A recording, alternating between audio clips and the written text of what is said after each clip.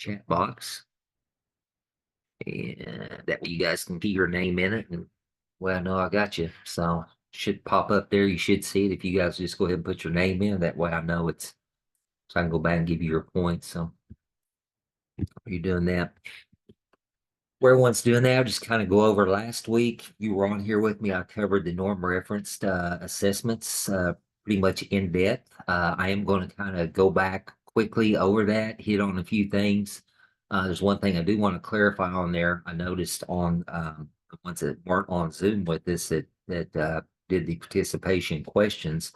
I had a question on there, and some of them put not incorrect answers. So I want to make sure you guys are aware of it, that you don't miss it on the syllabus.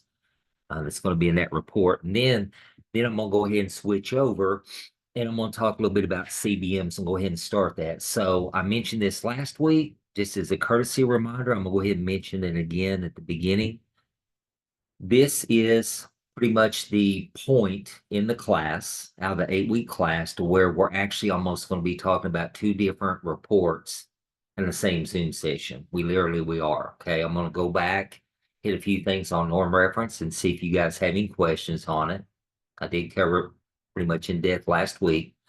Then I'm going to go ahead and switch over and start talking about the CBMs. And at the end of class, I'm going to encourage you to go ahead and pick out a probe. And that all that is a different, that's a name for an assessment that you want to use for the CBM assignment, and encourage you to go ahead and start collecting data on that because we really would like to get 5 to 6 data points for that assignment, for that CBM assessment report.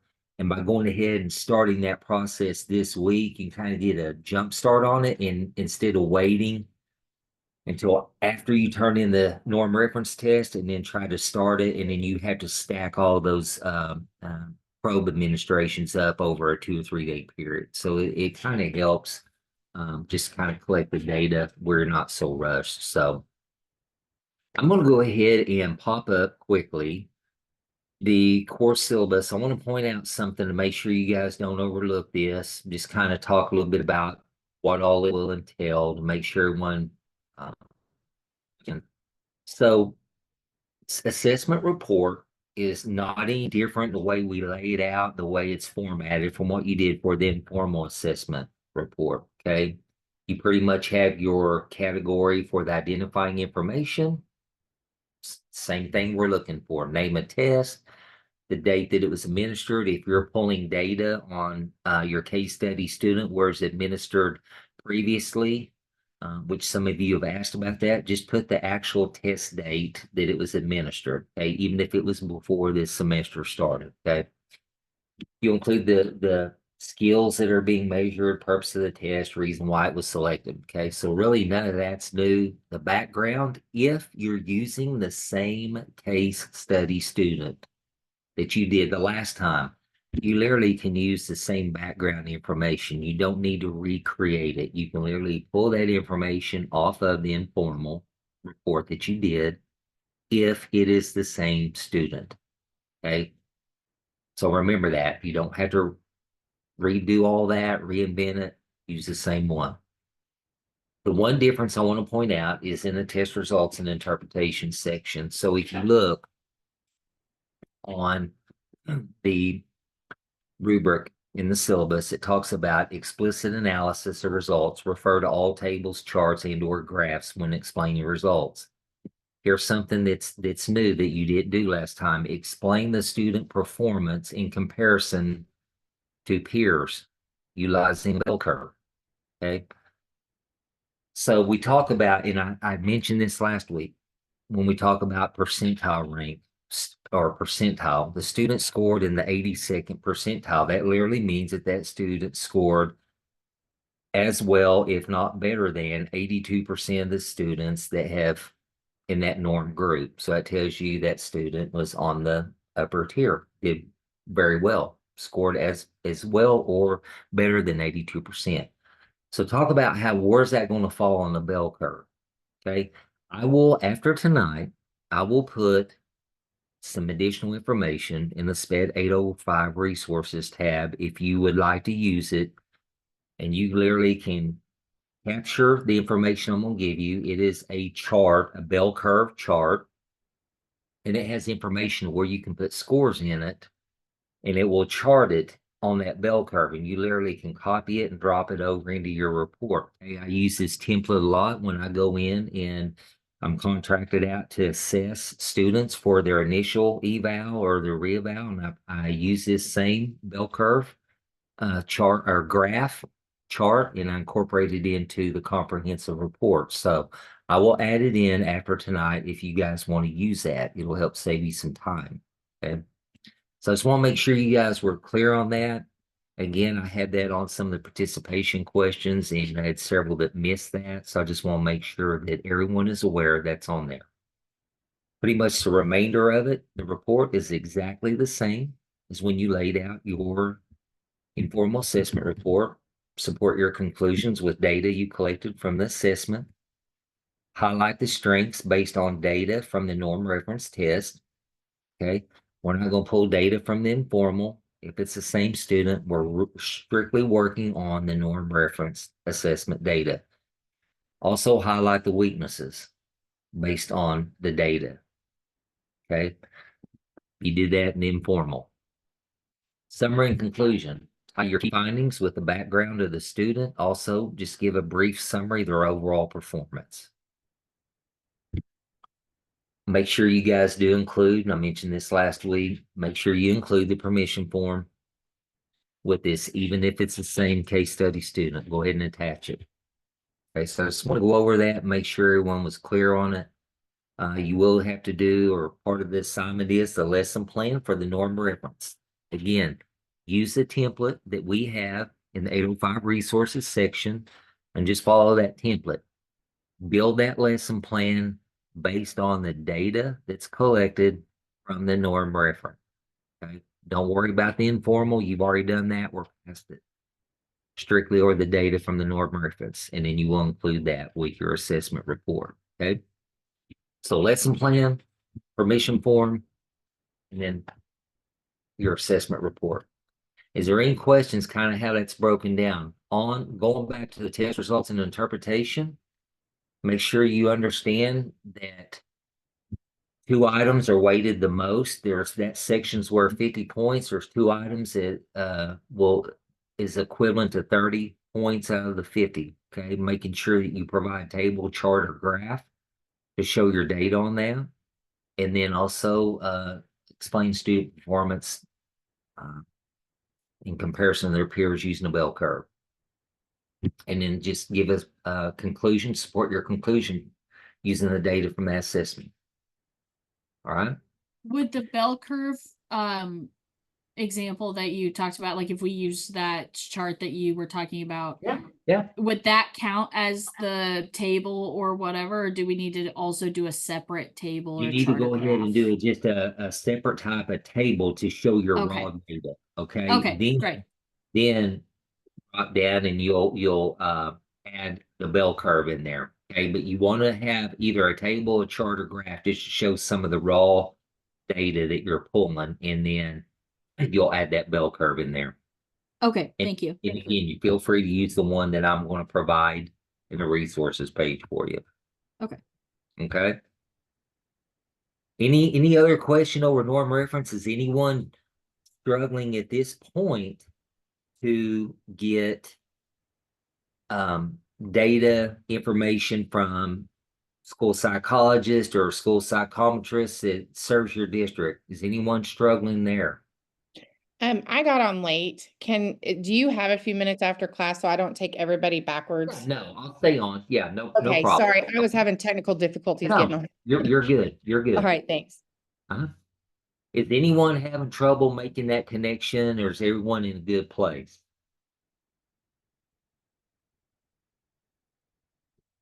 Crickets, everyone's asleep on me, all right. If not, remember, you have the alternate resources that are in there to meet the requirements of this assignment. Okay, the testing lab video that shows me administering, doing a reeval on a high school student using the WJ4, the cognitive. I chose the cognitive instead of video and the achievement because there's interaction between myself and the student.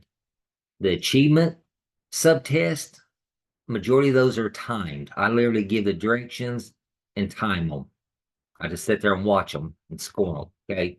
So that video's 20, 25 minutes, and then the comprehensive report is also located in there, and that has all the data that accompanies that full evaluation session.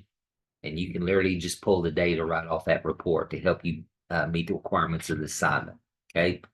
So remember that is there. Don't stress if you can't get information from the school site. All right. Everyone good on that before I kind of roll into the CBMs? Can I ask Joe? a question real quick? Yeah, go ahead, Becky. In my district, we use Acadience for our reading and math benchmark assessments and progress monitoring. Can I use that? Does it report percentile rankings? And, Yes. Yeah, Yes. Here's the Yeah. books. yep, you can. So Fastbridge would work as well? It will. Perfect. So, because I guess Mike, and I felt bad because I was running late and I always feel like I'm gonna ask a You're dumb fine. question. So like, I've got one test that I'm gonna do, the Woodcock Johnson, but I wasn't sure, like, do we need to perform 4 tests or can we get results of tests that No. have been? You need the results because here's the deal. If you remember going back, and this is why I have the alternate assessment in.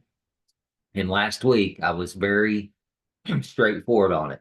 I Yeah, wanted everyone to know we're not asking you to go out and give those for the norm reference because a majority of them require you to have that additional credentialing. okay. Certification. Okay. You have to have special. That's why I said if you can work with your school site, see if they would be willing to let you observe them, Okay. given that if possible, and also share some of that the data.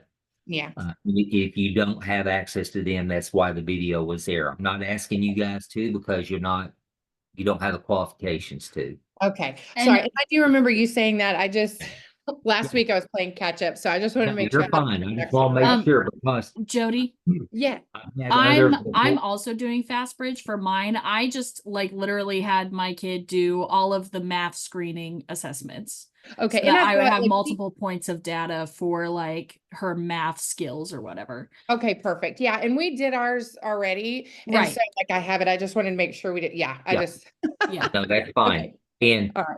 and again, if you want to focus strictly on the math, so if any of you are on here that are using that video and you're going to use that comprehensive report that I provided, I'm not asking you to pull all that information out. Okay, focus on a couple subtests and focus on the data on that because in that report, I mentioned last week, it's upward of 20 pages long.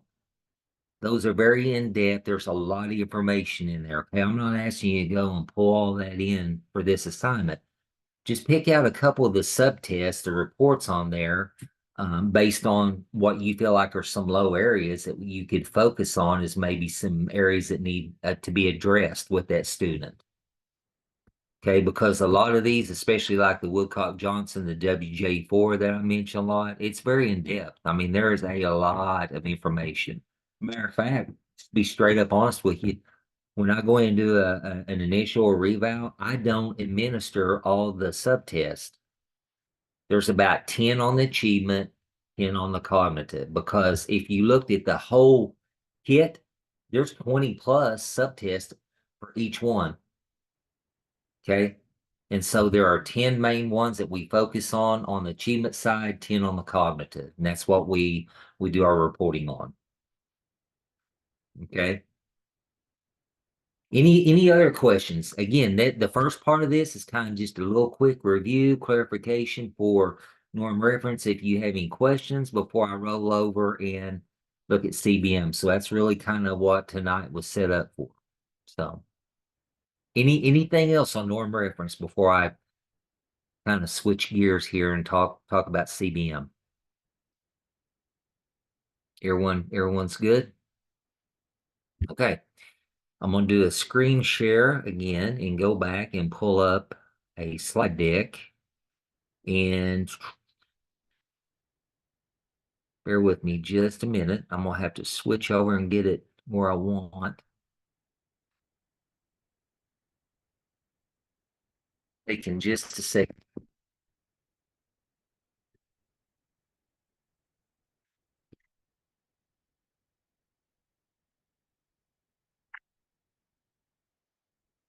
Hold up, it's just taking a minute to switch over.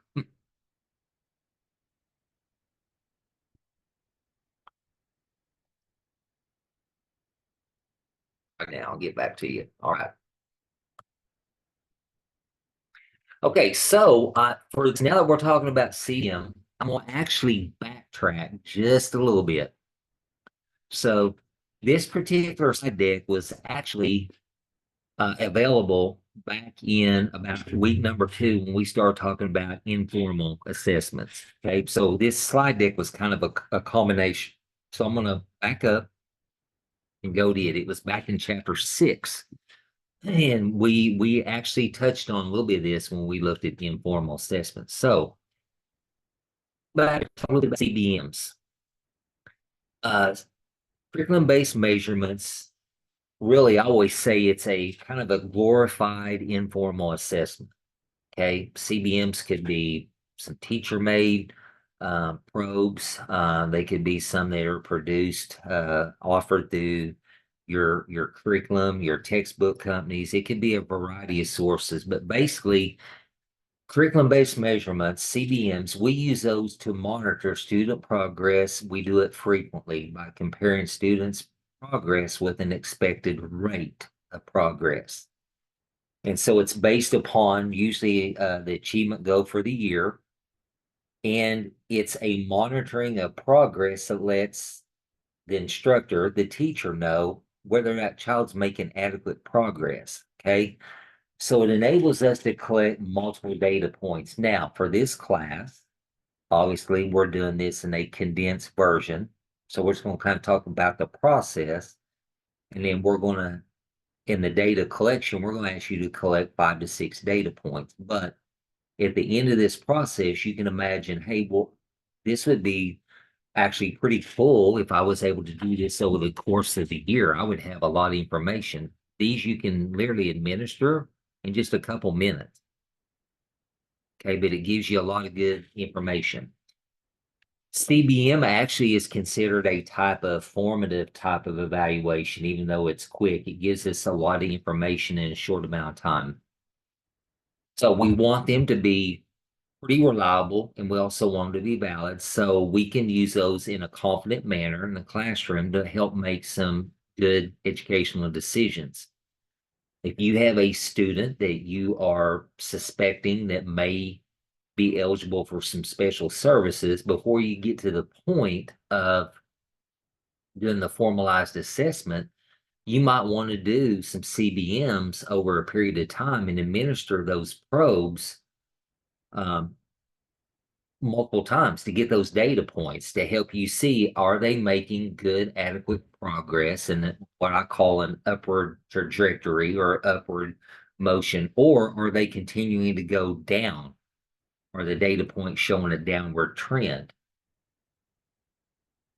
The measures that we collect are easy to understand, they're easy to use, and teachers can actually employ those, implement those in a very easy manner. And also you could teach others how to do them. If you had a parent in your room, this would be a good thing that you could kind of show them how to do it. They could pull some students back, administer those quickly, collect some data points, and then sit down with you as the lead teacher, and you guys could start looking at that and analyze it. It's also very easy when we collect these, it's very easy to explain to others, such as parents or school personnel. You can say, hey, look, I charted this, I plotted them. Here's the progress. You can track this over time. You can see all the data points I've collected.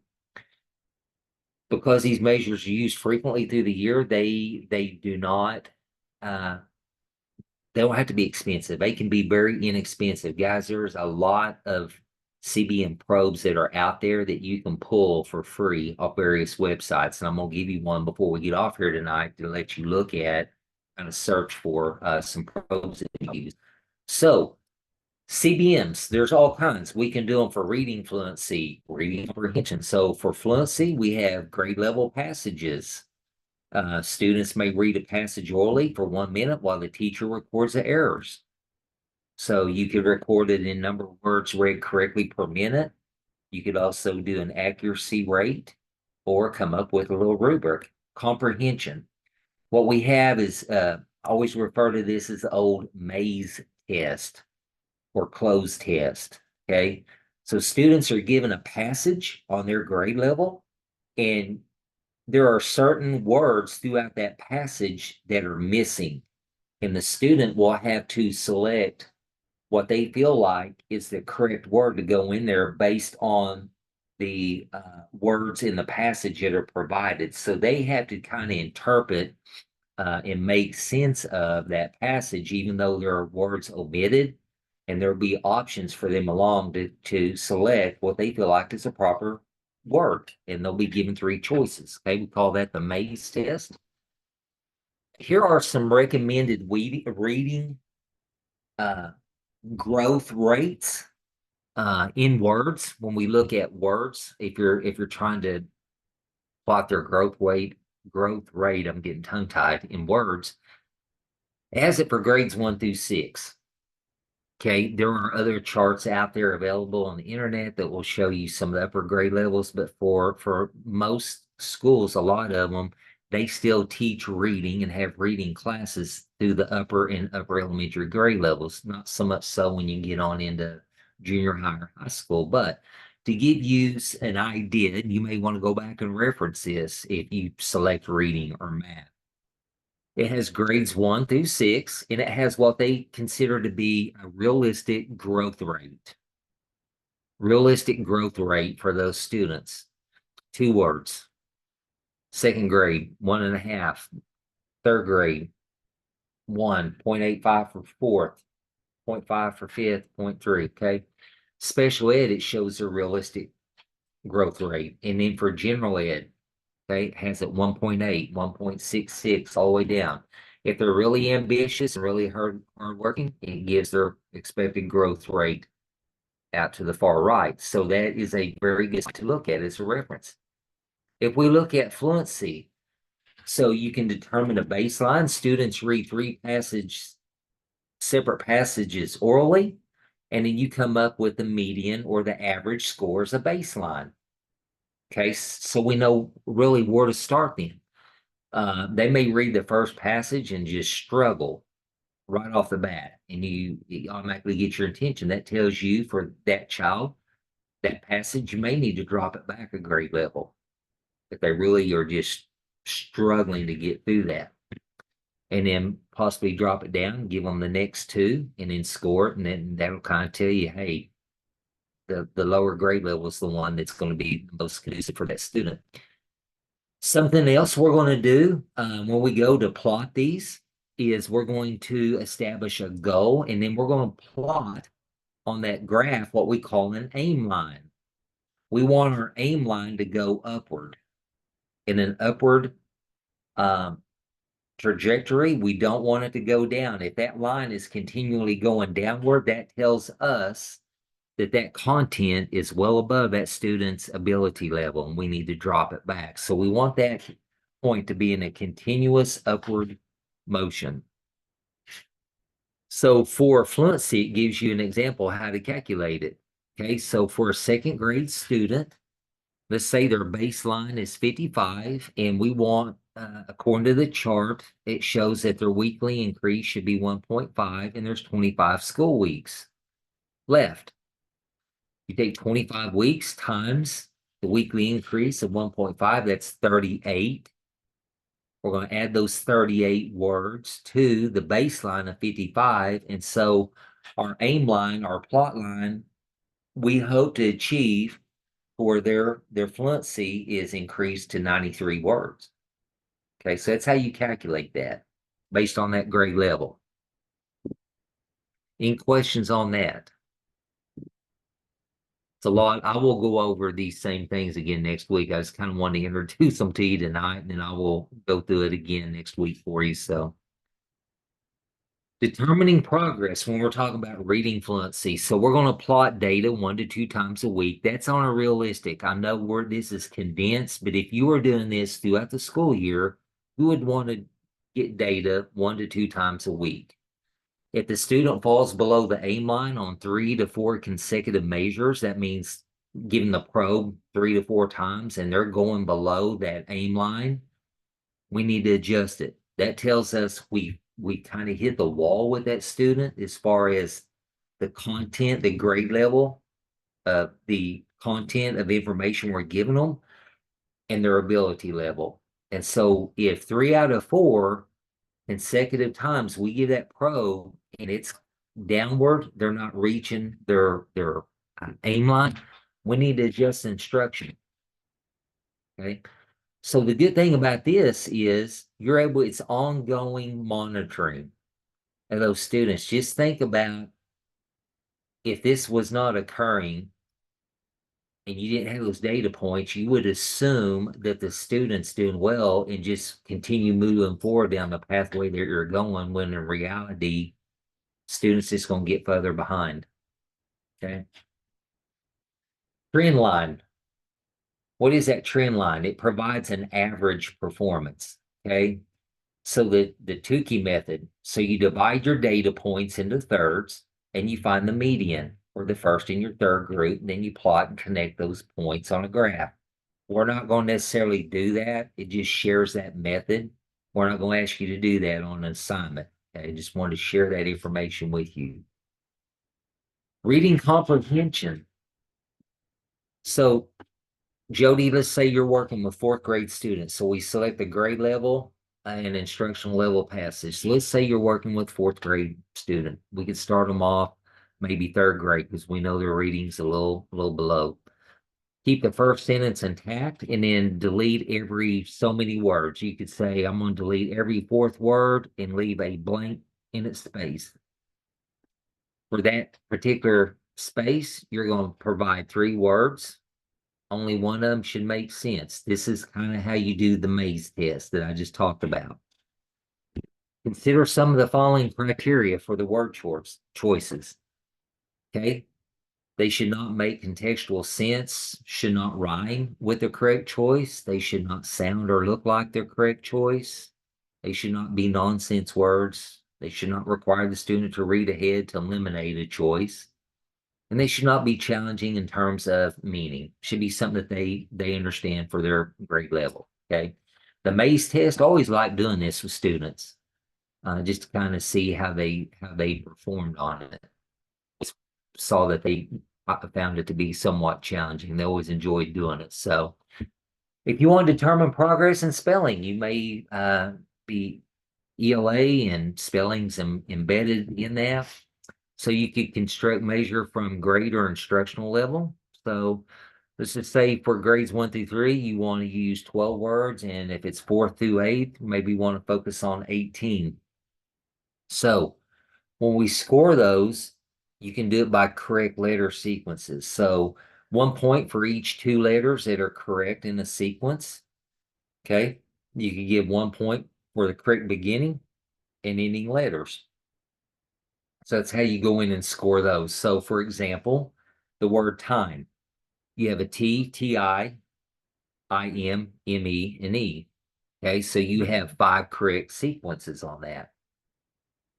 A little bit more in depth on the spelling side. So you could plot the number of correct sequences and the number of correctly spelled words. So you could actually do 2 different plots, 2 different graphs on that.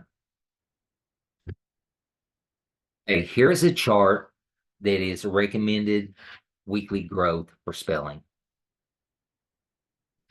Okay, so if it's realistic growth, grade 2, 1, ambitious 1.5, and you can see going on down the chart what the realistic growth in later sequences are for those grade levels.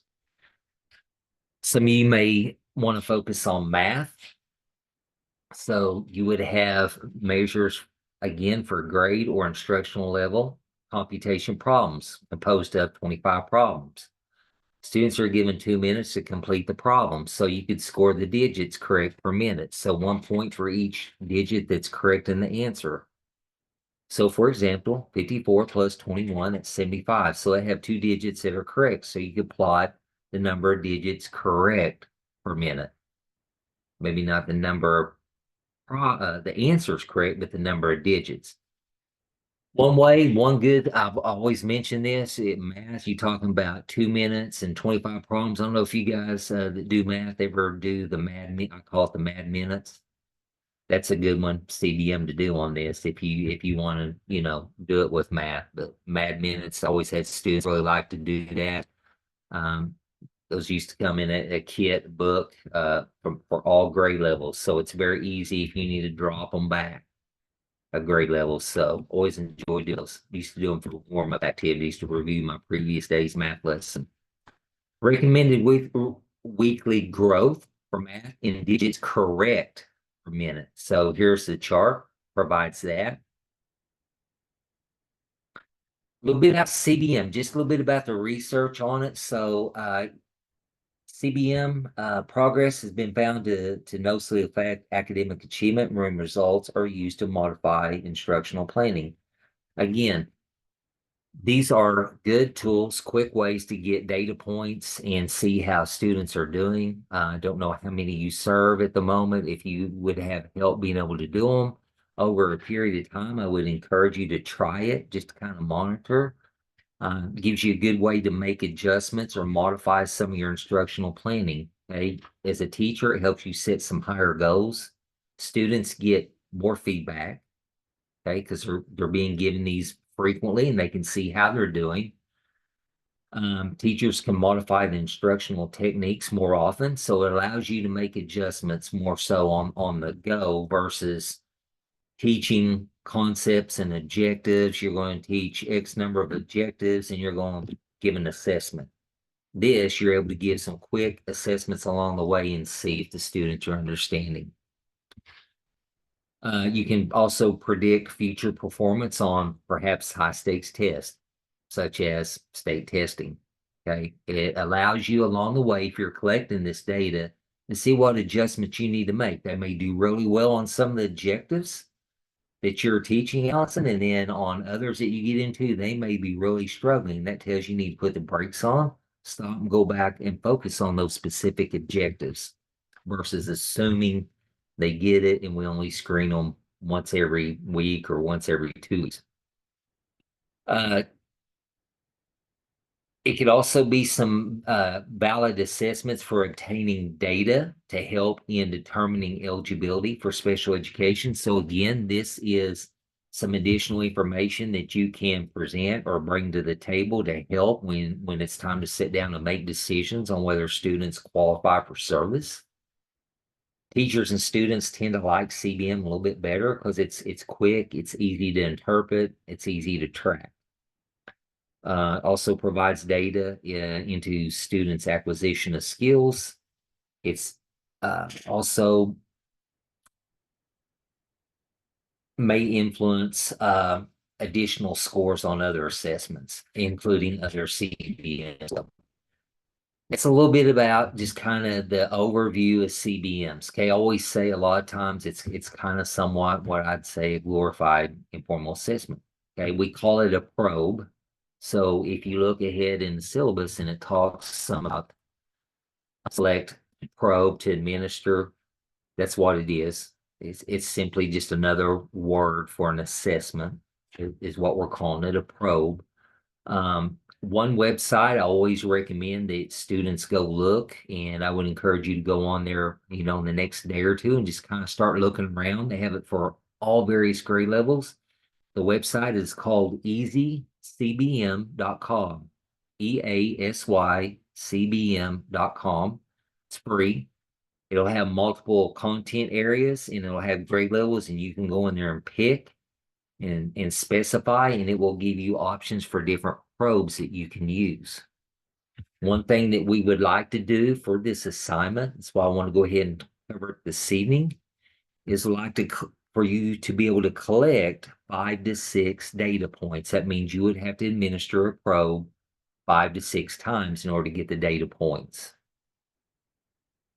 Okay.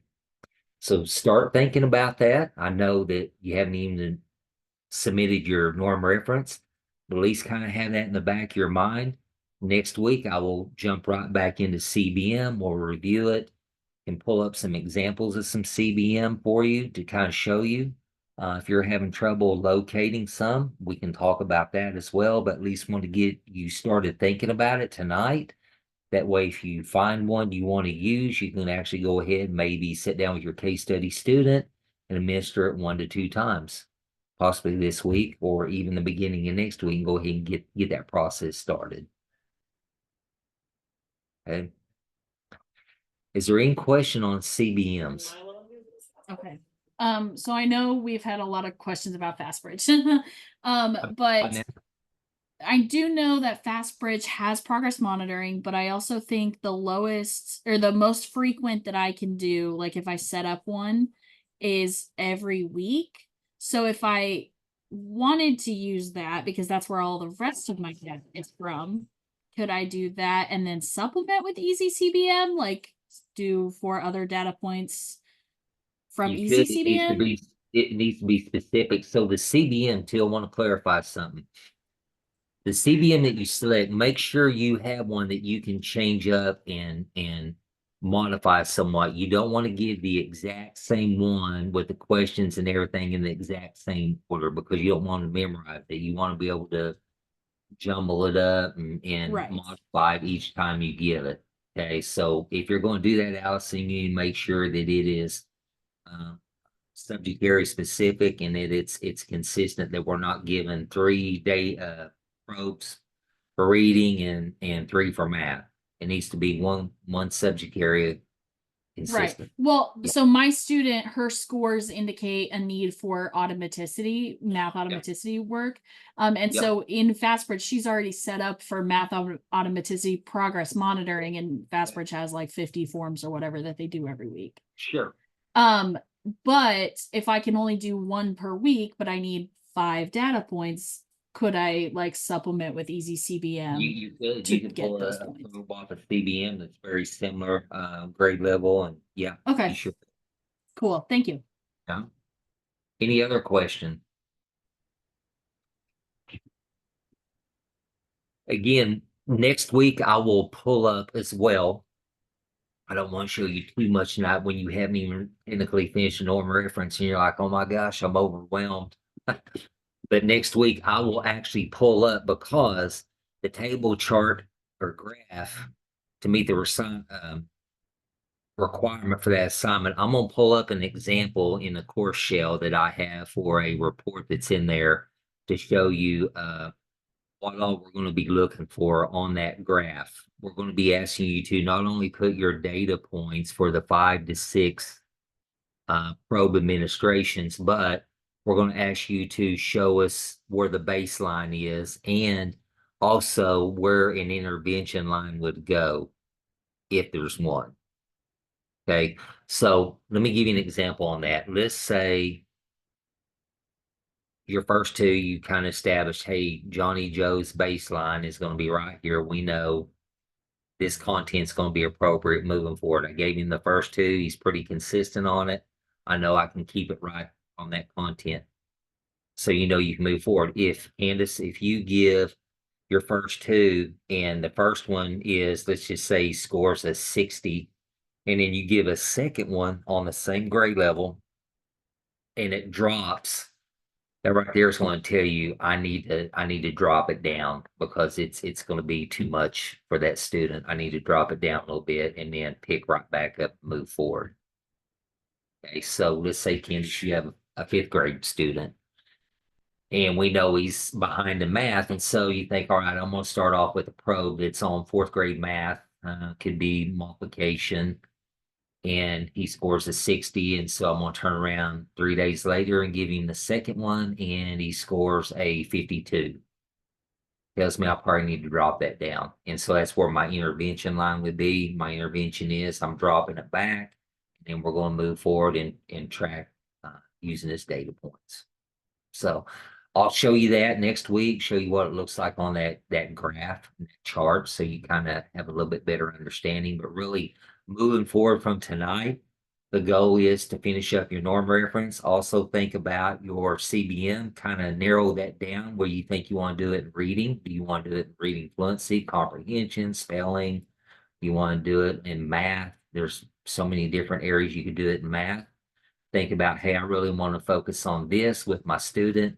Perhaps go on easy CBM look, see if you can find that pro that meets your need. Okay, and then when we reconvene next week, I'll review the CBMs again quickly, and then we'll pull up specific, look at the chart, show how to display that data. Okay. Is there any questions as we kind of wrap up? Can you hear me?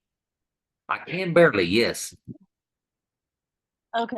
I have a quick question. So, I'm kind of with Allison. A lot of my district testing is FastBridge.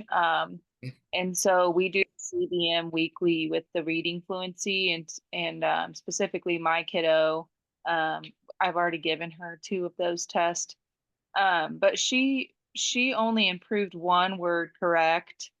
So you're talking about an intervention there. Is any improvement good and you keep giving it at that level?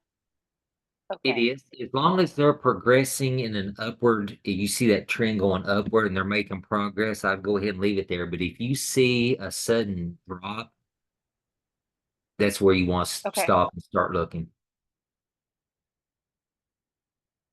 To answer your question, I think it froze up. Okay. Yeah. Okay. Sorry about that. Your screen froze on me for a second. So I'll make sure you were good.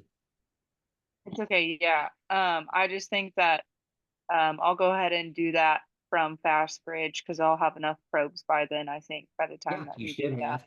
If you think about it, so your assignments due here, then you have about a 2-week gap in there, then the CBM, then there's a really quick turnaround after the CBM in its finals week. So you've got some time, but that's why I wanted to go ahead and start it now, so it wouldn't all just, you'd have to rush around and get it in over a 2-3 day period. You can kind of stretch that out. Yeah, no, Okay. I appreciate that. Okay. Thank Any you. other Thank you. questions? Everyone good so far? So as you're wrapping up that norm reference, if you have any questions or you run into a roadblock or anything, please email me, reach out to me, let me know. Okay, really, that's the main focus to get that one wrapped up, but I also want to go ahead and get you started thinking about this. Okay. Again, remember, this is that point that I talked about the semester where it's kind of we're meshing 2 together in 1 week. You're thinking, oh my gosh, I ain't even got this report done, ready to submit. And the guy's already talking about another one.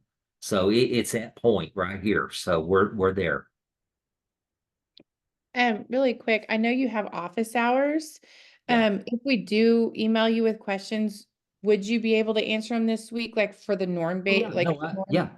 okay. I have. And Okay. if you get really stuck and you're frustrated and you're ready to chunk the computer through the window and all that good stuff, send me a deal. I've even done where I'll hop on, in the evening with Uh-huh. you and do a one-on-one and just sit here and talk through it. I've done that plenty of times. I mean, they just hit the wall and they were just so frustrated. And then once we sit there and talked it through, it's just kind of like the light bulb clicks. So yeah, just shoot me an email.